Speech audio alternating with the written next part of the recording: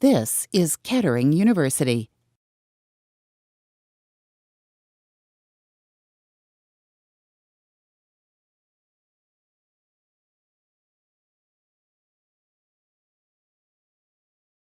I'm going to talk a little bit about what is piezoelectricity, pyroelectricity, ferroelectricity. I'll present some experimental results on piezoelectric polypropylene foams. And then over the past years, we developed a model to simulate the charging process, and we learned a few interesting things from playing with that model. And then item number 4 is really work in progress. So I'll talk a little bit about the very latest experiments in my lab. Item number 5, the nanocomposites, I might do if there is time. So let's get started right away.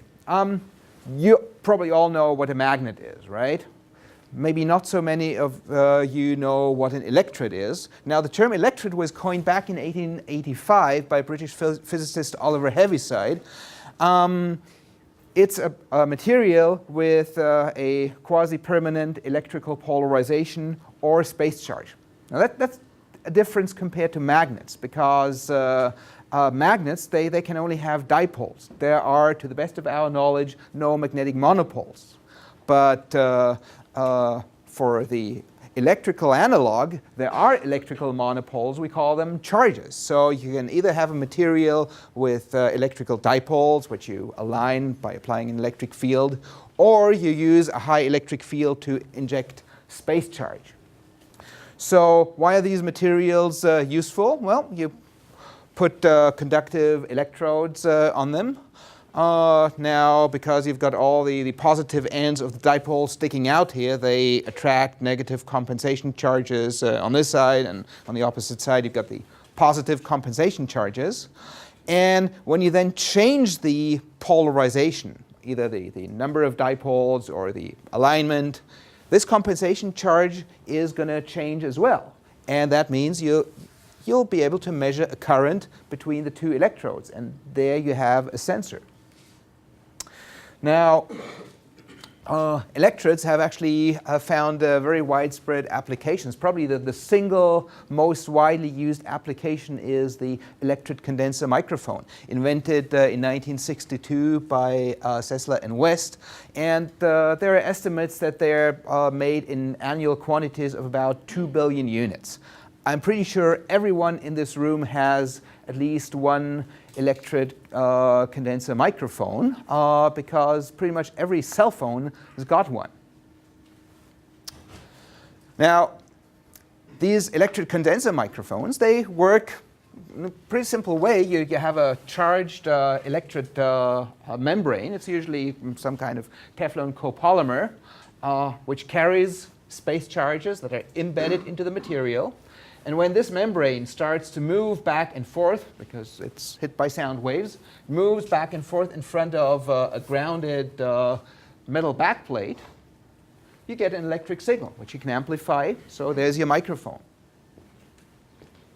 Now, there are various materials that have good space charge storing properties. PTFE, polytetrafluoroethylene, better known as Teflon, is one of them. And there are various copolymers. And then there are materials that have embedded dipoles. Remember that there are two kinds of electrets: the space charge electrets, those are the ones used in the Electret microphones, and there are the dipole electrets.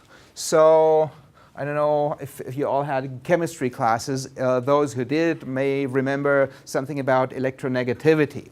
So here we have a backbone chain of carbon atoms, and on every other carbon atom, you've got 2 fluorine atoms.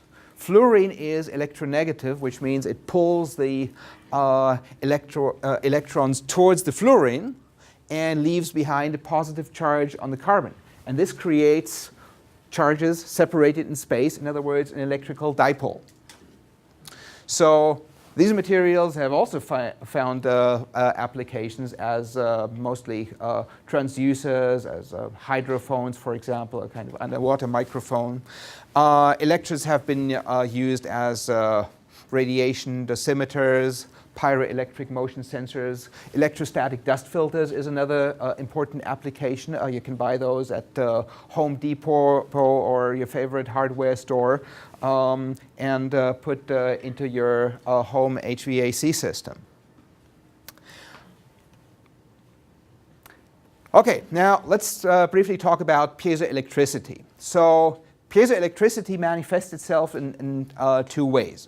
You either have a material, dump a load on it, and you measure an electric signal, or you have the same material, you apply a voltage to it, and it will respond with a change in thickness.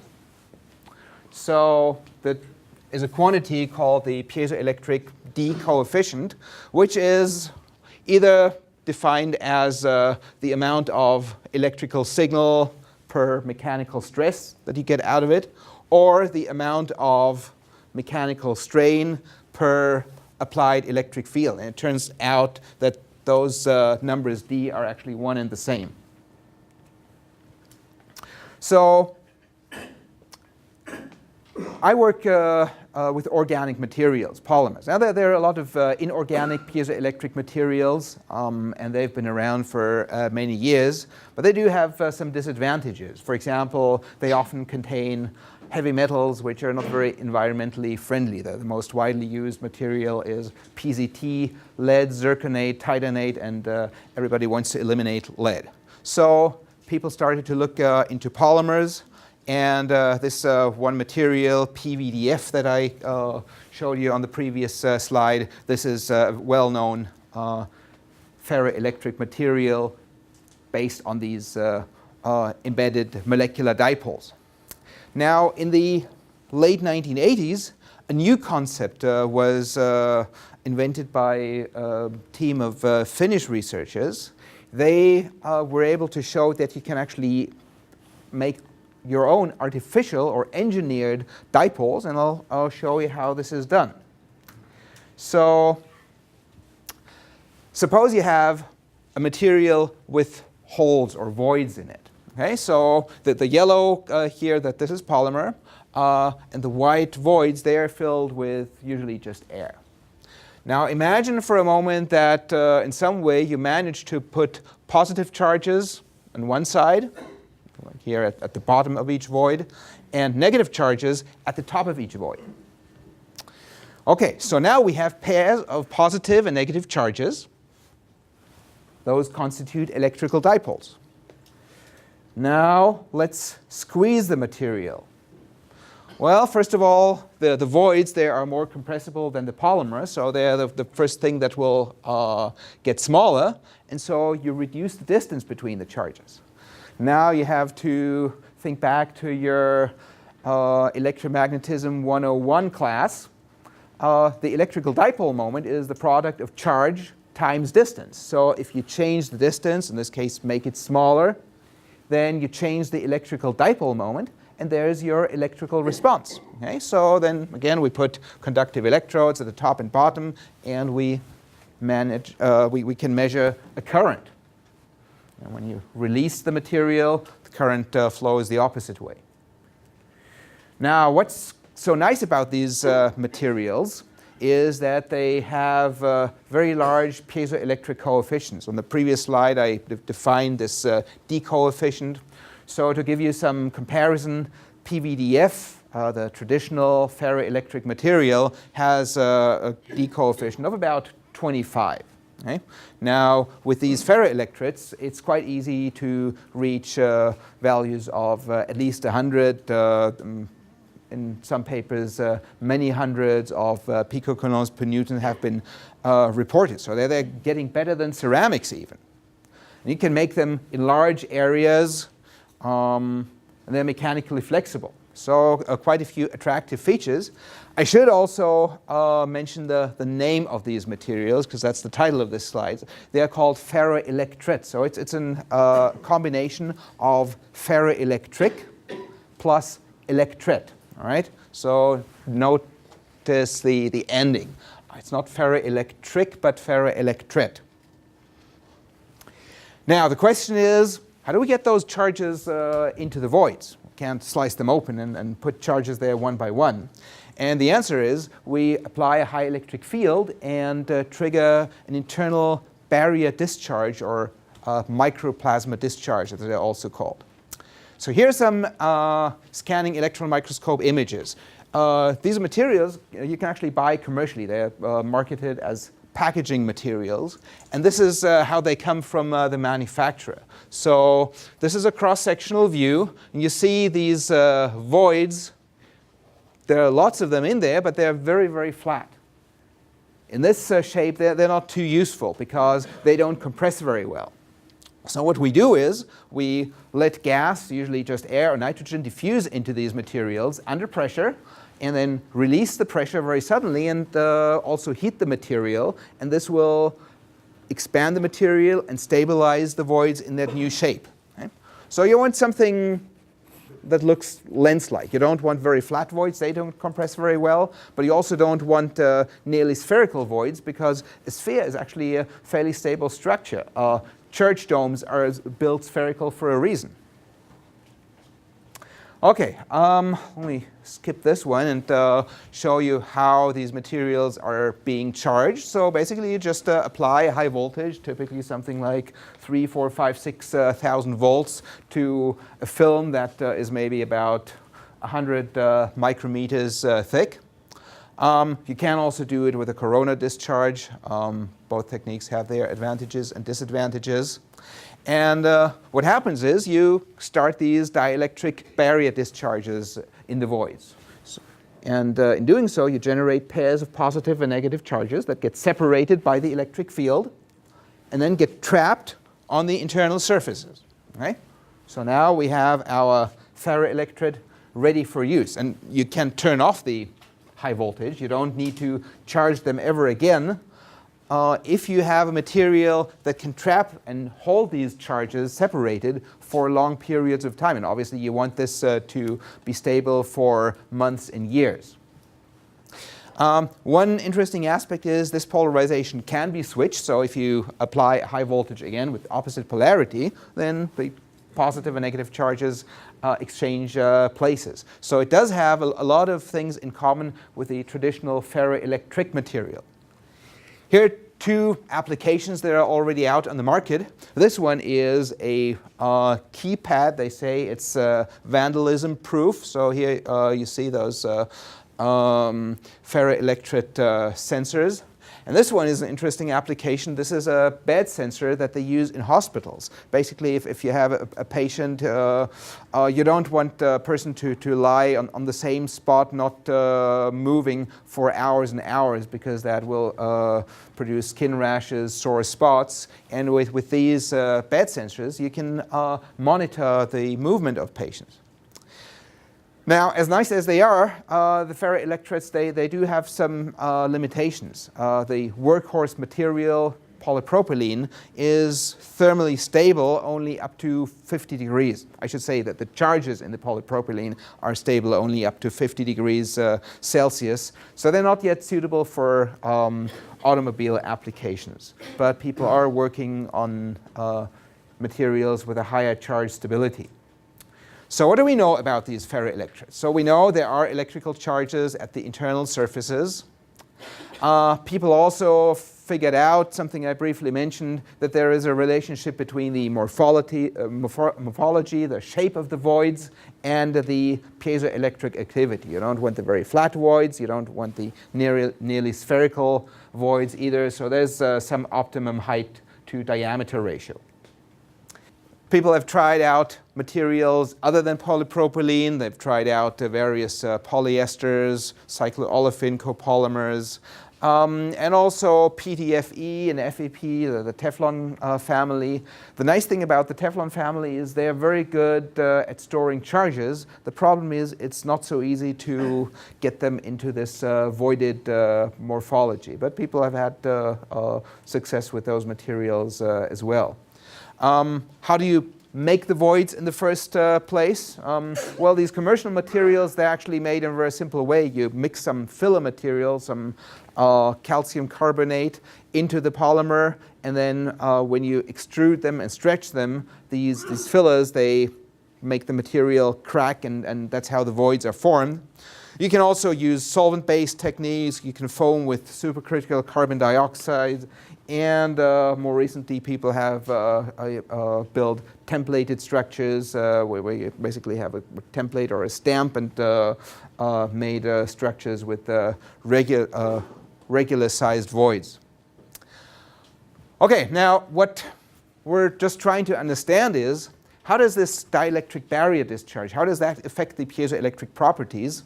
How much space charge can we actually get into the material? And how is the space charge stored, and why is it so stable?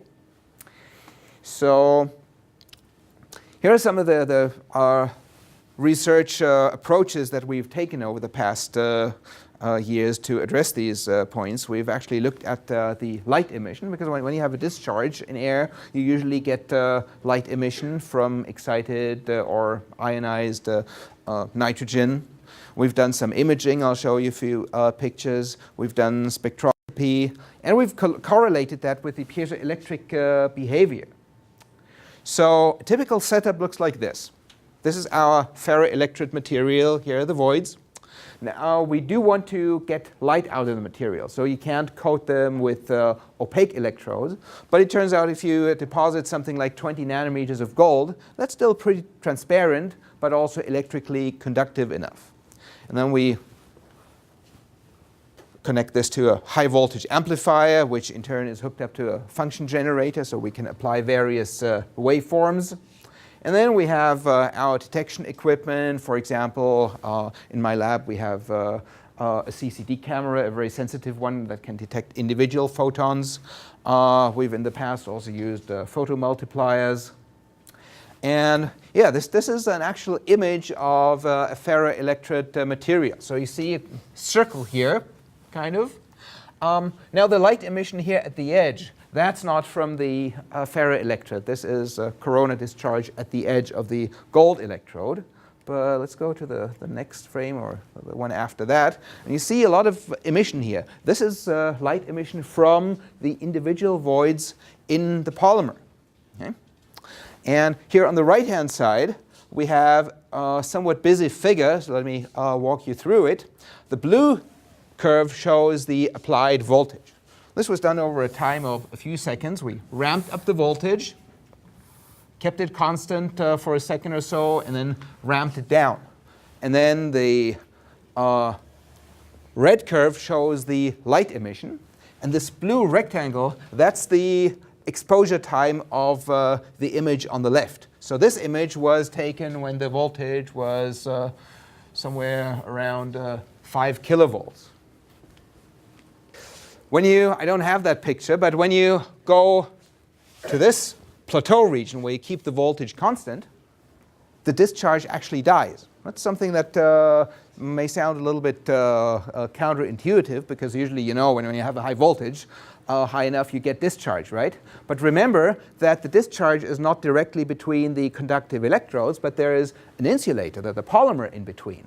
And so you can't easily have a flow of charges, and that's what kills the discharge once you keep the voltage constant. You only see discharge as long as the voltage keeps changing. Now, when we move forward and ramp down the voltage, we see discharge again. What's going on here? We're reducing the applied voltage, but we're getting light emission again. Well, to understand that, let me move forward to this picture. So this explains in a very schematic way what happens in those voids. So here we have a single void, a single bubble, and the arrow here indicates the electric field. The more arrows we have, the higher the electric field. And this curve here shows the charging voltage, same as in the previous slide. Ramp up, keep constant, ramp down. So as we increase the voltage, the electric field increases up to the point where we get this electric breakdown. So now we start a discharge. In the process of that barrier discharge, pairs of charges are generated, deposited on the internal surfaces, but now you see what happens. They shield the external electric field. Okay? So the electric field is, well, maybe not quite zero, but it's reduced back below the breakdown threshold. Now, if we want to have more discharge, we need to increase the voltage further, get a higher electric field, and then we may get a secondary breakdown. While we're keeping the voltage constant, there's no discharge. Now let's ramp the voltage down, and now see what happens. Now we have fewer external field lines, less external electric field, but now the deposited charges, they build up their own internal electric field, which is, by the way, opposite to the external field.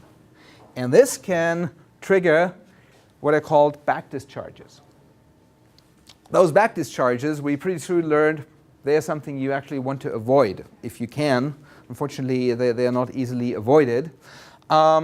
What we found out was that they can kill about 3/4 of the deposited space charge.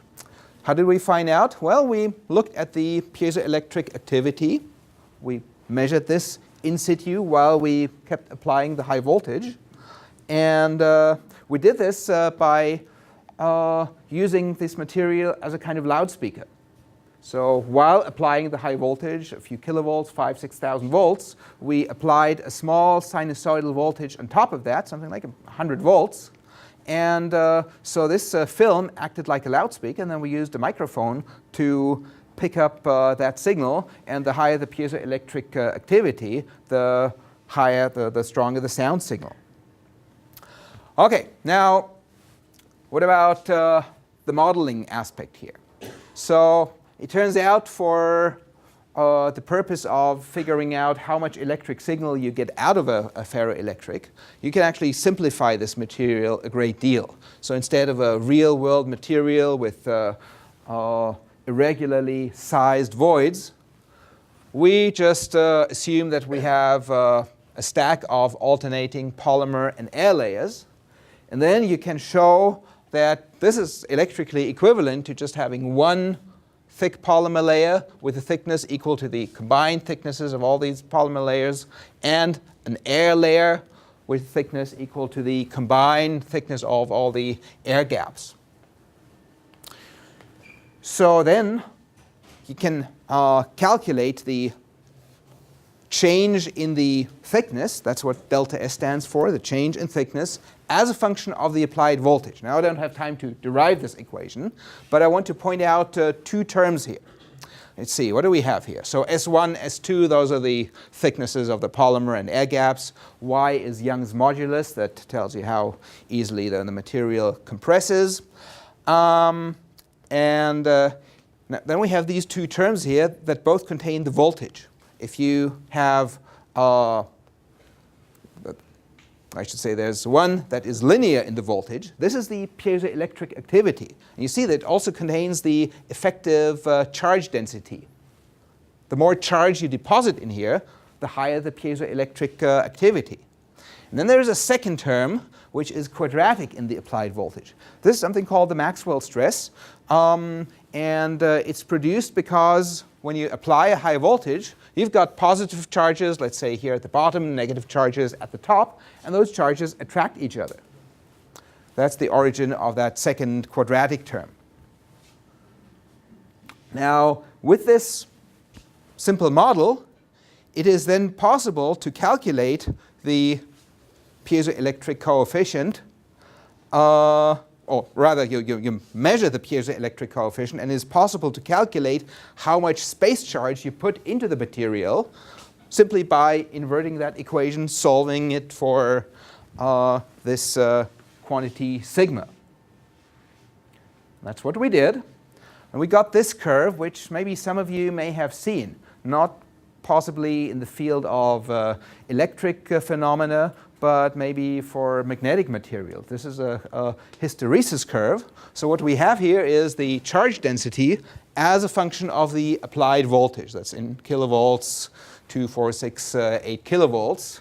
And so you see, if we start with an uncharged material, there's no charge inside. And then as we go up, we can put up to about 2 millicoulombs per square meter into the material. But then we ramp down the voltage back to 0. We have to do that because eventually you want to use the material and you don't want to carry your high voltage power supply around all the time.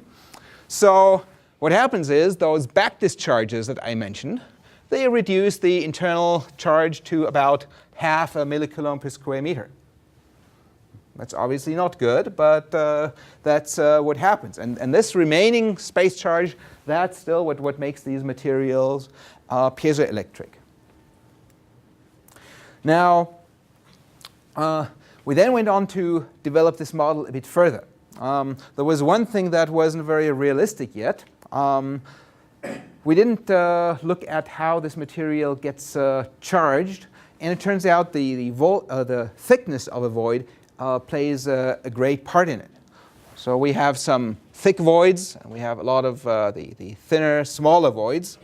And to model that, we first did the abstraction from a real-world material to kind of this system where we have a few big voids and then many more smaller voids. And then we put them all in series because that turned out to be electrically the most simple configuration. So we have a number of large voids, then we have a number of smaller voids, and even more of the very small voids. So we call this the thick stack model, and all the voids are box-shaped. Again, that's a simplification that helps us to perform the calculation. So now we assume, okay, in each void there's a certain space charge density, sigma, deposited on the boundaries between the void and the polymer. And then what you need is something from, again, Electricity 101. You need Gauss's law, and you need the definition of the electric potential. So Gauss's law gives you the relation between the electric fields in here and the charge density, and then the integral of all the electric fields over the thickness of the stack. That gives you the applied voltage. Okay, since I'm already running out of time, let's skip the math here. Just wanted to show you how we got the distribution of void heights. So we took SEM, scanning electron microscope images, and ran them through an image analysis program.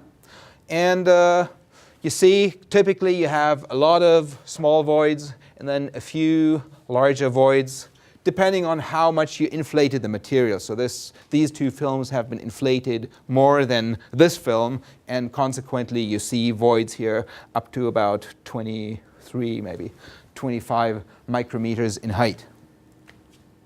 So then, how does our model work? Well, we then apply, in the model, we apply a voltage, small voltage, and then we calculate the electric field in each of these voids.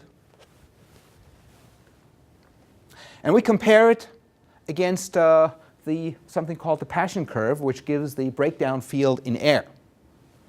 Now, whenever the electric field exceeds the breakdown field, which is a function of the pressure and the void height, we assume, okay, breakdown happens. Now, when breakdown happens, a certain amount of charge gets deposited, and we assume that the deposited charge is just enough to bring the electric field below the critical value. So we don't assume complete shielding, but just to bring it below the critical value. Okay, once we've done that, we increase the applied voltage and repeat steps 1 through 4. And eventually we cycle the voltage through a triangular waveform like this. At the end of the simulation, of course, we want to bring it back to 0 and then calculate the D33 coefficient based on the deposited space charge. Now, there was one complication, something we learned a few years ago. The Paschen curves don't seem to work very well in these micrometer-sized voids. Here are some comparisons between experimental data and the simulations based on this model. So the dots here, the solid circles and triangles, they show experimental data for the piezoelectric coefficient versus the maximum applied charging voltage. And you see, you basically need about 3,000 volts to get any piezoelectric activity out of these materials. Now, according to our model, breakdown should happen much sooner, a little bit above 1 kilovolts. And at 3 kilovolts, we should already have a nice piezoelectric activity, which we don't observe in reality. Now, at that time, we didn't have any better data, so we just monkeyed around with the parameters of the Paschen curve, and we were able to get reasonably good agreement between the simulation and the experimental data. But that of course, was just an ad hoc assumption.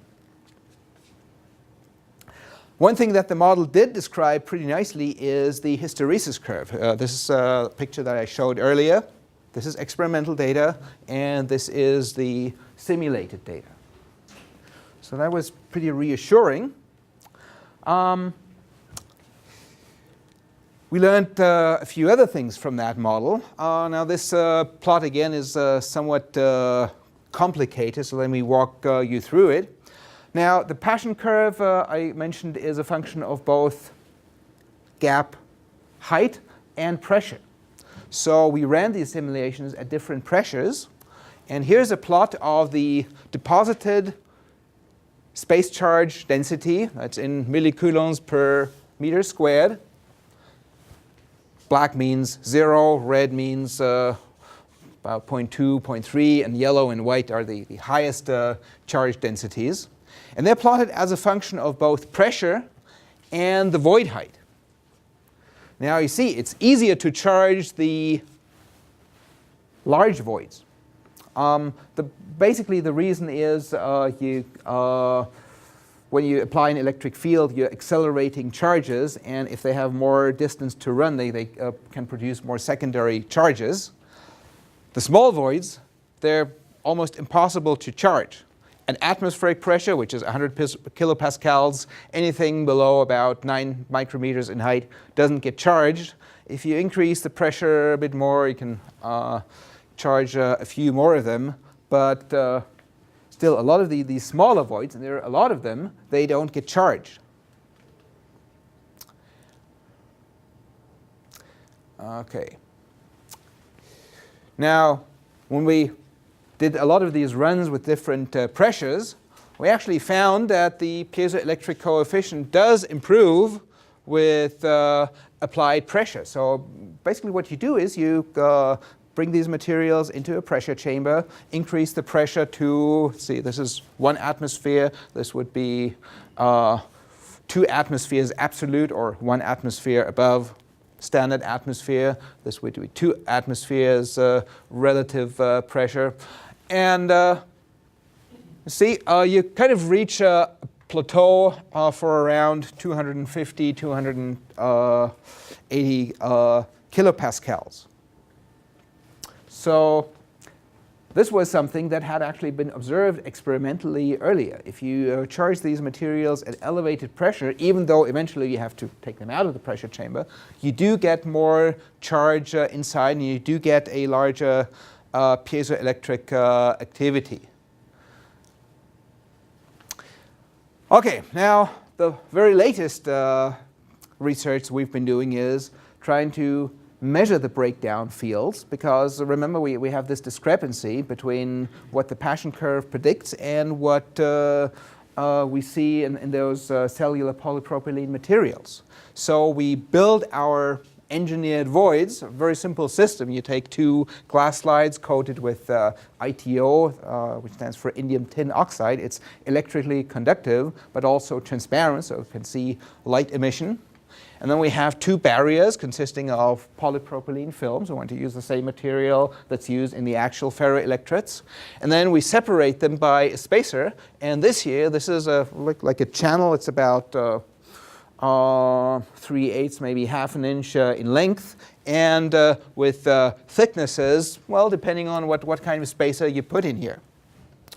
And this is an actual image of the light emission taken with our electron multiplying CCD camera that can see individual photons. And let's see, I think I'm pretty much out of time, so let me just show you the signal that we detect. That's what the camera reads in terms of light emission as a function of the applied electric field. So there's a threshold, and then the light emission increases. And we were actually pretty sure we would see that the breakdown field should be larger than the standard Paschen curve predicts. But now these are very recent measurements. In fact, I had to get into the lab computer of my students and pry those plots out of his directory. Just did this a week ago. Turns out the data points are, well, a few are a little bit above the green standard Paschen curve, but nowhere up here where we need to have them in order to explain the high breakdown fields of the cellular propylene materials. Okay, and that's where we are right now, pretty puzzled. So the search continues, but that's science. You always have something unexpected. So now we need to figure out, okay, what is the difference between our engineered voids and the cellular polypropylene foams. Okay, so just to summarize, we've seen that these barrier discharges in cellular PP, polypropylene, they do emit light. The light emission, something I didn't show you, but that's obviously a key point why we are doing this. The light emission exhibits the same threshold behavior as the piezoelectric coefficient. So if you don't see light, you don't get a piezoelectric activity out of these films. We found that these back discharges destroy about 75%, 3/4 of the space charge. If we could somehow reduce that, there'd be obviously a huge improvement in the piezoelectric performance. And in a way, we were able to do this both in the model and confirmed by experimental data. If we optimize the pressure, this actually helps to mitigate the impact of the back discharges. So we got this approximately factor of 2 improvement in the piezoelectric activity when you charge the materials at an optimized pressure. And then the latest results are that we measured breakdown fields in small cavities, and to our surprise, they do agree pretty well with the standard Paschen curve. Okay, just to finish, I want to show you my dark side. So Buke mentioned I sometimes spend the night out in very dark, remote places, taking pictures of the sky. This is an all-sky panorama that I completed a few years ago, consisting of 3,000 individual images. The interesting thing is the imaging techniques are pretty much the same that I'm using in the labs for studying the ferroelectric materials, because in both cases you're dealing with just a handful of photons. And my student is actually using software that would normally be used by astronomers to analyze astronomical images. And here, this one here, this is a picture of comet Pan-STARRS that was actually visible from Michigan about 2 months ago, and I did a little time-lapse movie showing the comet setting over the western horizon. Okay, let me just thank all of the various people I've worked with over time. A lot of the work at Central Michigan University has been done by my PhD student Scott Harris, who actually right now is in Potsdam, Germany, to continue his research. And I've been working with a number of master's students on various other projects, some undergraduate students, and I still closely collaborate with my former group at the University of Potsdam in Germany. And we've had some funding sources, CMU Office of Research and Sponsored Programs. And Scott Harris last year won the IEEE DEIS Dielectrics and Electrical Insulation Society Fellowship, which partly funded his stay in Potsdam and also his visit to the next CIDP conference in China in October this year. Okay, with that, I would like to conclude my talk and thank you very much for your attention.